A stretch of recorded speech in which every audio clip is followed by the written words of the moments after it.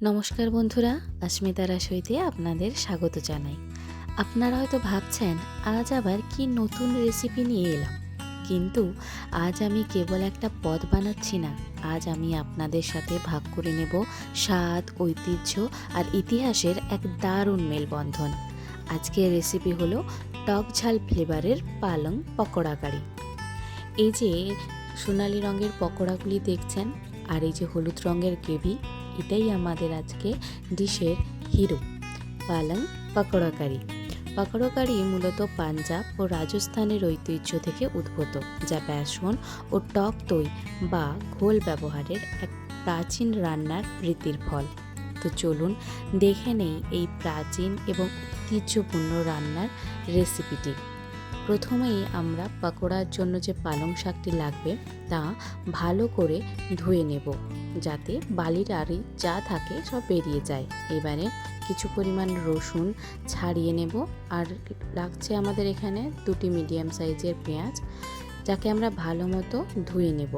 এবার রসুনগুলিকে কুচি কুচি করে কেটে নেব এবং একটি প্লেটে নিয়েছি 4 থেকে 5টি কারি পাতা এবং ওই রসুন কুচি, আর 2টো মিডিয়াম সাইজের যে পেঁয়াজ ছিল তাকেও আমরা কুচি কুচি করে কেটে নেব। এবারে এখানে আমরা বানাবো দই ও বেসনের ঘোলটি। তো প্রথমে 1 কাপ দই নিয়েছি, তারপরে 2 টেবিল চামচ বেসন, 1 টেবিল চামচ নিয়েছি হলুদের গুঁড়ো, 2 টেবিল চামচ কাশ্মীরি লঙ্কার গুঁড়ো, 1 চামচ নিয়েছি ধনে গুঁড়ো, 1 চামচ জিরে গুঁড়ো। দইটিকে মশলাগুলির সাথে ভালো মতো মিশিয়ে নেব। এবারে এখানে যোগ করব আমরা 2 থেকে 3 কাপ মতো জল। জল দেওয়ার পর ভালো করে ঘোলটি মিশিয়ে নিতে হবে। এবারে আমরা এই ঘোলটি এক সাইডে রেখে দেব। এবার পাকোড়ার জন্য পালং শাকগুলিকে কুচি কুচি করে কেটে নেব।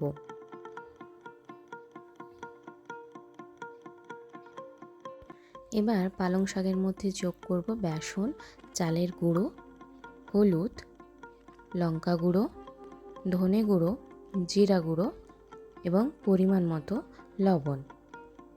তারপর ভালো মতো মাখিয়ে কড়াইতে তেল গরম করতে দিয়ে গোল গোল করে প্রত্যেকটা পকোড়া আমরা ভালো করে সোনালি রং করে ছেঁকে নেব। চালের গুঁড়ো দেওয়ার কারণ হলো বাইরেরটা থাকবে মুচমুচে, কিন্তু এটা যখন আমরা কারিতে দেব এর ভেতরটাও কিন্তু সফট হয়ে যাবে। এবারে কারি করার পালা। তো প্রথমেই আমরা তেলে দিয়েছিলাম 1/4 স্পুন হিং আর একটি শুকনো লঙ্কা, আর জিরে এবং সর্ষে আর কারি পাতা ফোড়নে দিয়েছিলাম।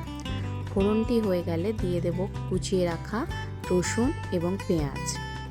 সবগুলো উপকরণ একটু ভালো মতো নাড়াচাড়া করে ভাজা ভাজা হয়ে এলে দিয়ে দেব তৈরি করে রাখা বেসন ও টক দইয়ের ঘোলটি। এখানে বলে রাখি, ঘোলটি ঢালার সময় আমাদের আঁচটা কম রাখতে হবে এবং কন্টিনিউয়াসলি খুন্তি চালিয়ে যেতে হবে। ঝোলটি যখন ফুটে আসবে তখন আমরা গ্যাসটির ফ্লেম লোতে করে একে প্রায় 10 মিনিট মতো ফোটাবো এবং এই মুহূর্তেও আমরা লবণটি যোগ করব। আমরা আগে লবণ দিইনি, কারণ অনেক সময় আগে লবণ দিলে কি হয়, দইটা ফেটে যায়। একে যতক্ষণ আপনি ফোটাবেন এর স্বাদ কিন্তু ততই বাড়বে। যখন ঝোলটি গাঢ় হয়ে আসবে তার মধ্যেই আমরা দিয়ে দেব তৈরি করে রাখা পকোড়াগুলি। এবার উপর থেকে কস্তুরি মেথি এবং 1 চামচ মতো গরম মশলা ছড়িয়ে 1 মিনিট মতো ফোটাবো, যাতে পকোড়াগুলি একটু সফট ও জুসি হয়। এবার একটি তড়কা প্যানে 1 চামচ মতো ঘি নিয়ে তাতে কুচিয়ে রাখা কাঁচা লঙ্কা এবং কাশ্মীরি লাল লঙ্কার গুঁড়ো ফোড়ন দিয়ে ওপর থেকে তড়কা লাগিয়ে দিলেই তৈরি আমাদের জিভে জল আনা পালং পকোড়া কারি। দেখলেন তো কত সহজে এবং ঘরোয়া উপকরণেই তৈরি হয়ে গেল আমাদের এই মজাদার রেসিপিটি। এটি যেমন স্বাস্থ্যকর তেমনই স্বাদে অতুলনীয়।